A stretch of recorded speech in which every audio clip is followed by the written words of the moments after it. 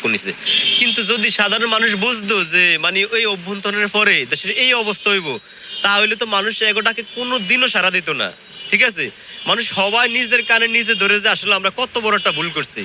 বর্তমানে এখন আমরা বুঝি এই রিস্কালারও কিন্তু ছাত্রকে পক্ষ নিছে, কিন্তু বর্তমান প্রেক্ষাপটে এখন আমরা বুঝি যে আমরা কত বড় একটা ভুল করছি। মানে কাগো কথায় আমরা কে করলামটা কি। ঠিক আছে, আমরা যে চোর খেদায় ডাকাত জায়গা দিছি, এটা শুধু আমরা বর্তমানে এখন বুঝছি। আর এই ঢাকা শহরের প্রত্যেকটা ভার্সিটির প্রত্যেকটা ছাত্র বুঝা গেছে যে সমন্বয়ক শালারা কত বড় বাটপার। এরা জনগণের জন্য করতে চাইলেও করতে পারবো না, কারণ ওই ওই অবস্থা নাই। এই দুই সাইডটা সমন্বয়ক। আপনার মেন কথা হচ্ছে গিয়া কি, আপনি দায়িত্বের যদি বাইরে থাকেন আপনি দেখবেন অনেক ফাঁকনা ফাঁকনা কথা কইতে পারবেন, কিন্তু যখন আপনি দায়িত্বে যান দেখবেন আপনার মানে সব ভুল। এই যে শেখ হাসিনা দায়িত্বে আসলে 15-16 বছর, ঠিক আছে, অনেক ভুল করছে। আপনার সমন্বয়করা ক্ষমতা আছে কয়দিন, মাত্র 3-4 মাস। আরো বড় বড় ভুল আছে আপনার।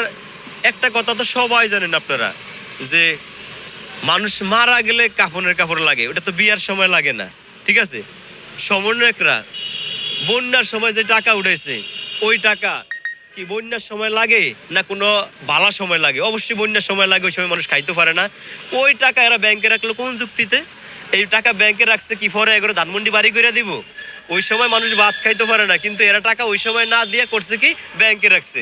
তো আপনারা যে ব্যাংকে রাখছেন, মানুষের টাকা মানুষের দিলেন না, এটা ব্যাংকে রাখছেন, মানে কোন যুক্তিতে রাখছেন? তাহলে এটা কি আপনাদের ভুল না?